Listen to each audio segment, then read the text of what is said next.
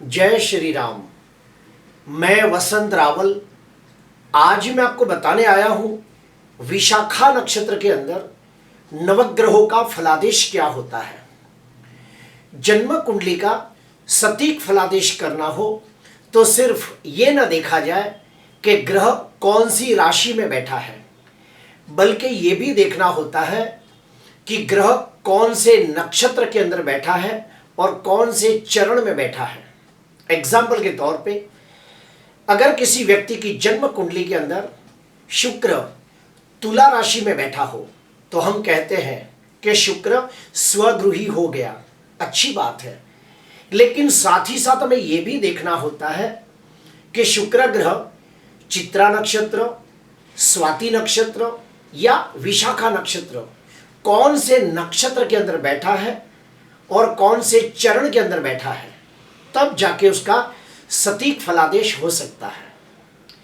आज मैं आपको बताने वाला हूं सबसे पहले विशाखा नक्षत्र के बारे में थोड़ी सी लेकिन बहुत ही गहन जानकारी देने वाला हूं।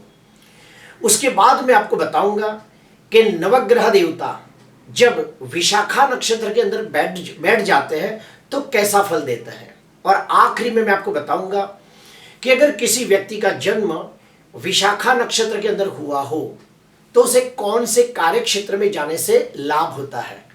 तो आइए गहराई से जानते हैं विशाखा नक्षत्र के बारे में। विशाखा नक्षत्र का जो दशानाथ है वो है गुरु ग्रह देवता। अर्थात जो भी व्यक्ति विशाखा नक्षत्र में जन्म लेता है समझ जाना चाहिए कि वो गुरु की विंशोत्तरी महादशा में उसका जन्म हुआ है और यह दशा 16 वर्ष के लिए आती है। विशाखा नक्षत्र के जो देवता है ये इंद्रा अग्निदेव है।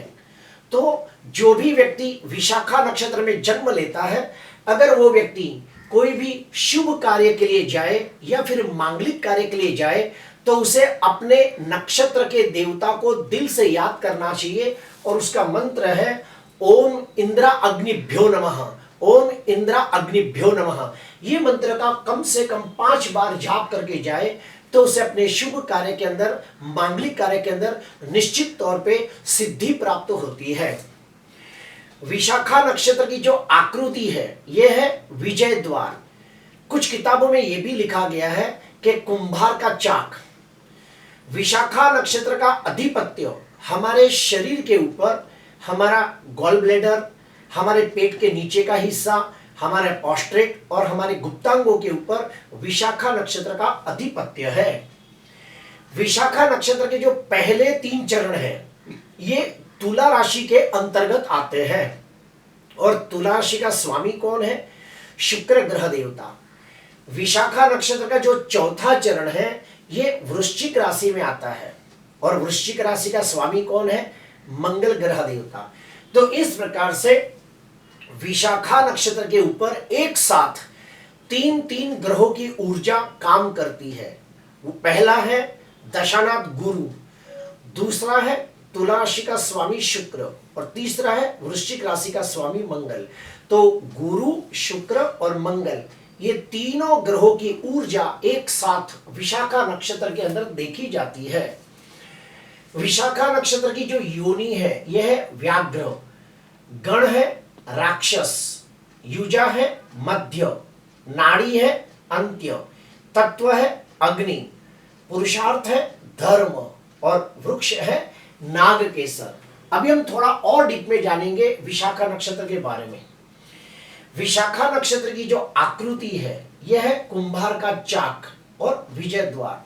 इससे यह पता चलता है कि ऐसे व्यक्ति कर्मयोगी होते हैं।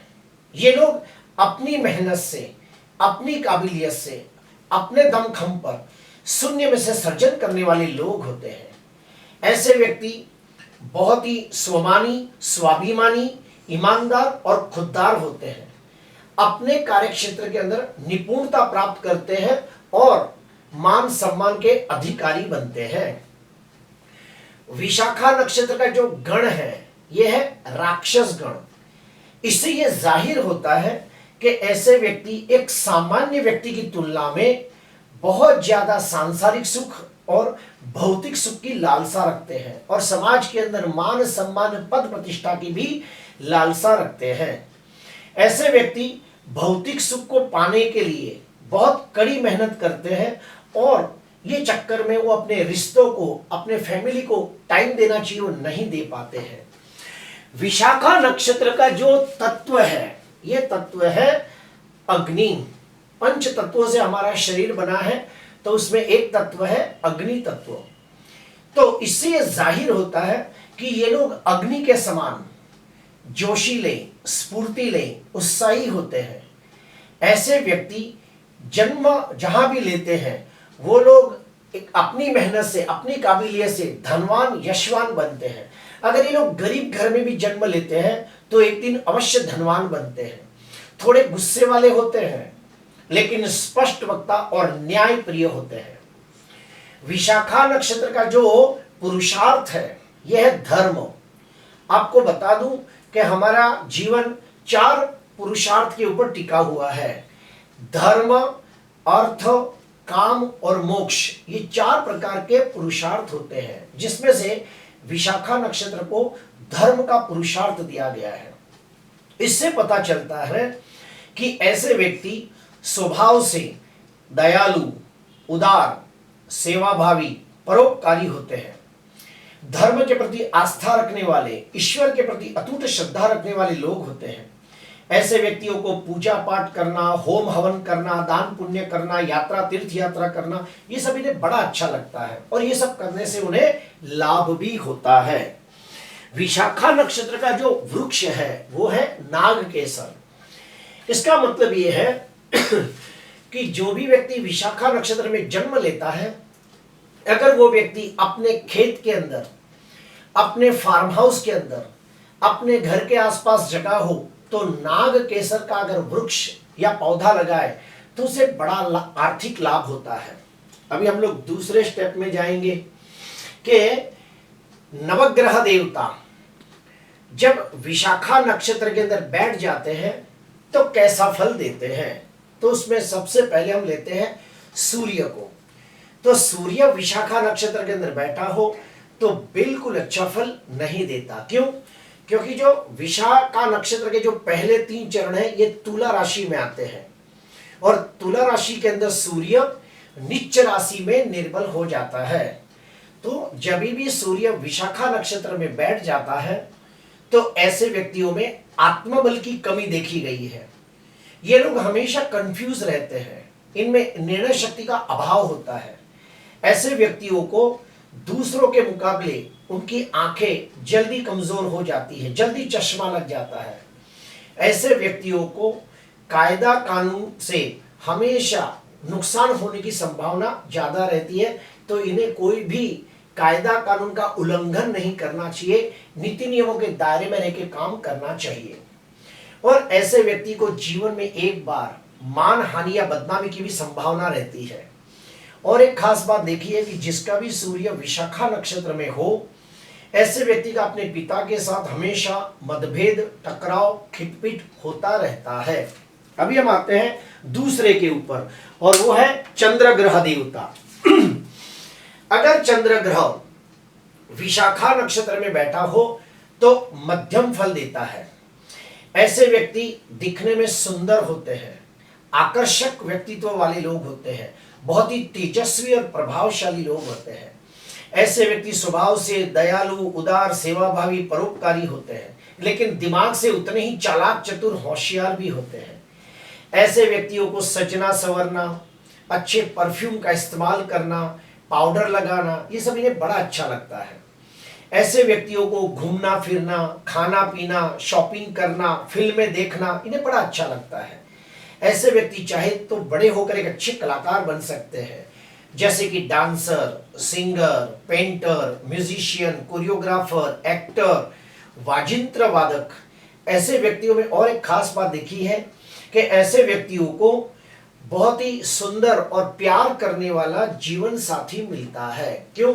क्योंकि जो काल पुरुष की कुंडली है उसमें जो तुला राशि है ये सप्तम भाव के अंदर आती है, और सप्तम भाव के अंदर जब चंद्र बैठता है तो उसे जीवन साथी, उसे बहुत ही सुंदर, नसीबदार और तेजस्वी जीवन साथी मिलता है। अब हम आते हैं मंगल ग्रह के ऊपर। अगर मंगल ग्रह विशाखा नक्षत्र में बैठा हो तो पहले जब 3 चरण में बैठा हो तो मध्यम फल देता है, लेकिन यही मंगल अगर विशाखा नक्षत्र के 4थे चरण में बैठा हो तो वहां पे वृश्चिक राशि आ जाती है और वहां मंगल स्वगृही हो जाता है, तो बहुत अच्छा फल देगा। लेकिन मैं सलाह दूंगा कि जिसका भी मंगल विशाखा नक्षत्र के पहले 3 चरण में बैठा है तो ऐसे व्यक्तियों को विवाह के समय कुंडली मिलान करना बहुत आवश्यक होता है। ऐसे व्यक्तियों के वैवाहिक जीवन में हमेशा कंकास, कलेश, लड़ाई झगड़े, अशांति मैंने देखी है, तो ऐसे व्यक्तियों को मैं सलाह दूंगा कि वो लोग कुंडली मिलान करके शादी करें। ऐसे व्यक्तियों को बार बार प्रेम में निराशा प्राप्त होती है। ऐसे व्यक्तियों को गलती से भी पार्टनरशिप के अंदर कोई बिजनेस नहीं करना चाहिए। जिसका भी मंगल विशाखा नक्षत्र के पहले 3 चरण के अंदर हो तो ऐसे व्यक्तियों को शादी के बाद एक्स्ट्रा मैरिटल अफेयर के योग भी बनते हैं। ऐसे व्यक्तियों को TV serial, film city, fashion designing, social media, modelling, acting, director बनना, इंटीरियर डेकोरेटर जैसे कार्य क्षेत्र के अंदर बहुत अच्छी सफलता मिलती है। अभी हम आते हैं बुध ग्रह देवता के ऊपर। अगर बुध ग्रह देवता विशाखा नक्षत्र के अंदर बैठा हो तो निश्चित तौर पे बहुत अच्छा फल देता है। क्यों? क्योंकि विशाखा नक्षत्र के पहले 3 चरण तुला राशि में आते हैं और तुला राशि का स्वामी कौन है? शुक्र है। तो बुध और शुक्र ये एक दूसरे के परम मित्र है।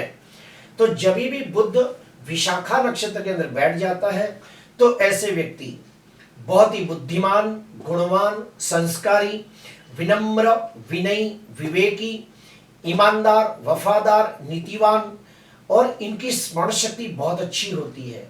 इनकी ग्रहण शक्ति उत्तम कक्षा की होती है। इनकी तर्क बुद्धि बहुत अच्छी होती है। ऐसे व्यक्तियों को विद्या प्राप्त करना और ज्ञान प्राप्त करना बहुत अच्छा लगता है। ऐसे व्यक्तियों को 32 वर्ष के बाद वेद, शास्त्र, पुराणों का ज्ञान प्राप्त करना अच्छा लगता है। उनका भाग्योदय भी 32 साल से शुरू हो जाता है। ऐसे व्यक्तियों को गूढ़ ज्ञान के प्रति भी रुझान होता है, जैसे कि ज्योतिष शास्त्र, वास्तुशास्त्र, रत्न शास्त्र, तंत्र, मंत्र, यंत्र जैसे गूढ़ शास्त्र सीखना इन्हें अच्छा लगता है। ये लोग एक अच्छे सेल्समैन होते हैं, बहुत ही मधुर भाषी होते हैं और अपनी वाणी से अपने व्यापार को ऊंचाइयां दिलाते हैं। ऐसे व्यक्ति को जीवन साथी बहुत अच्छा मिलता है और विवाह के बाद उनका भाग्योदय होता है और उनका जीवन साथी अत्यंत बुद्धिमान होता है और वो बुद्धि के द्वारा धन अर्जित करता है। अभी हम आते हैं गुरु ग्रह के ऊपर। अगर गुरु ग्रह विशाखा नक्षत्र में बैठा हो तो मध्यम फल देता है। ऐसे व्यक्ति शरीर से रुष्ट पुष्ट होते हैं, तंदुरुस्त होते हैं, समाज के अंदर मान सम्मान, पद प्रतिष्ठा प्राप्त करते हैं और वो मान सम्मान प्राप्त करने के लिए हमेशा प्रयत्नशील भी रहते हैं। ऐसे व्यक्तियों को रहने के लिए बड़ा घर मिलता है, घूमने के लिए बड़ी गाड़ी मिलती है। ऐसे व्यक्ति के बहुत सारे मित्र होते हैं और इनका अपने भाई बहनों के साथ हमेशा रिश्ता अच्छा बना रहे, इसलिए ये लोग हमेशा प्रयत्नशील रहते हैं।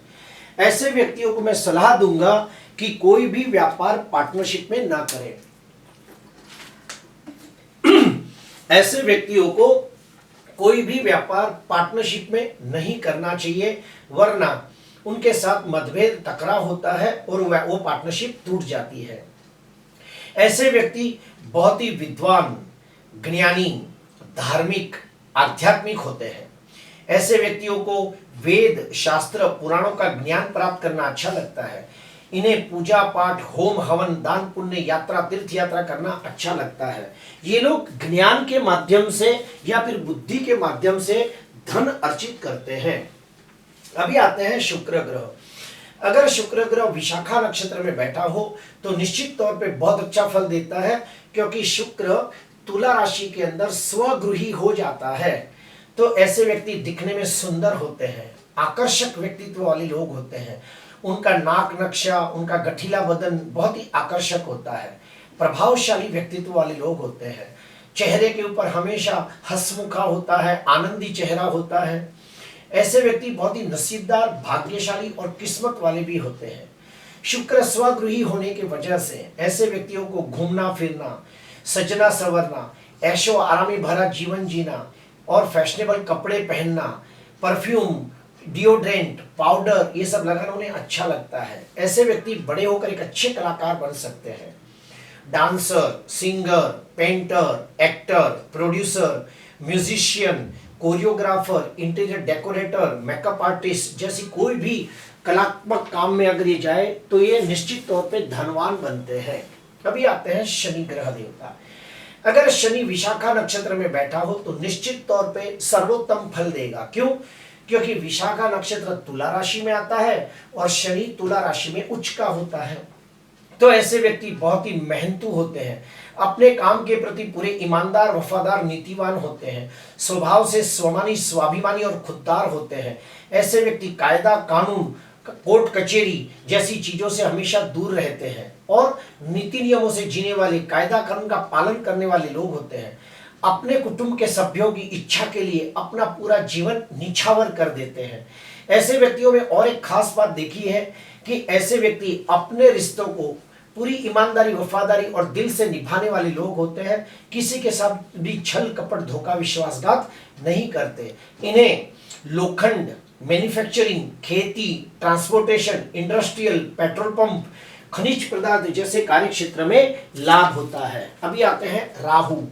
राहु अगर विशाखा नक्षत्र में बैठा हो तो अच्छा फल मिलता है। क्यों? क्योंकि राहु राक्षस है और राशि स्वामी शुक्र यानी शुक्राचार्य उसके गुरु है। ये चेला और ये गुरु, ये राक्षस, ये उनके गुरुजी। तो जब भी राहु विशाखा नक्षत्र में बैठा हो तो ऐसे व्यक्ति अत्यंत बुद्धिमान, गुणवान, तेजस्वी, सुंदर, शरीर से आकर्षक, बोलने में माहिर, तीक्ष्ण बुद्धि वाले, चालाक, चतुर होते हैं। और ऐसे व्यक्ति में एक खास बात देखिए कि अगर ये बिजनेस में जाए तो कम समय में अच्छी सफलता प्राप्त करते हैं, एक अच्छे राजनीतिज्ञ बन सकते हैं, पॉलिटिशियन बन सकते हैं और ये लोग अपना काम निकालने में माहिर होते हैं। आखिरी में आता है केतु। केतु अगर विशाखा नक्षत्र में बैठा हो तो मध्यम फल देता है। ऐसे व्यक्ति जन कल्याण के कार्य करें तो उन्हें यश प्राप्त होता है, गुण शास्त्र के प्रति रुझान होता है। ऐसे व्यक्ति बिजनेस पार्टनरशिप न करे वरना उन्हें लॉस होता है। ऐसे व्यक्तियों को धार्मिक, आध्यात्मिक क्षेत्र में जाने से लाभ होता है। आखिरी में आता है विशाखा नक्षत्र में जन्मे जातकों को कौन से कार्य क्षेत्र में लाभ होता है। ऐसे व्यक्ति एक अच्छे ज्योतिषकार, वास्तुशास्त्री, रत्न शास्त्री, कर्मकांडी ब्राह्मण बन सकते हैं। मॉडलिंग, टीवी सीरियल में काम करना, फिल्म सिटी के एक्टर, फैशन डिजाइनर, ज्वेलर की दुकान, वकील, जज, शिक्षक, टीचर, प्रिंसिपल, अत्तर की दुकान, ये सब कर सकते हैं। इनकम टैक्स के कर्मचारी बन सकते हैं। ट्रांसपोर्टेशन में जाए तो अच्छा है। पूजा पाठ की सामग्री की दुकान खोले तो अच्छा है। और ऐसे व्यक्तियों को फैशनेबल कपड़े की दुकान खोलने से भी लाभ होता है। प्रिय दर्शकों, जो विशाखा नक्षत्र है इसे बहुत ही शुभ माना गया है। शुभ कार्य के लिए और मांगलिक कार्य के लिए इसे बहुत अच्छा माना गया है। खास करके सगाई, विवाह, घर में प्रवेश करना, ये सब शुभ कामों के लिए विशाखा नक्षत्र को सर्वोत्तम माना गया है। आज के लिए बस इतना ही। अगर आपको अच्छा लगा हो तो जरूर लाइक करना, सब्सक्राइब करना। नमस्कार।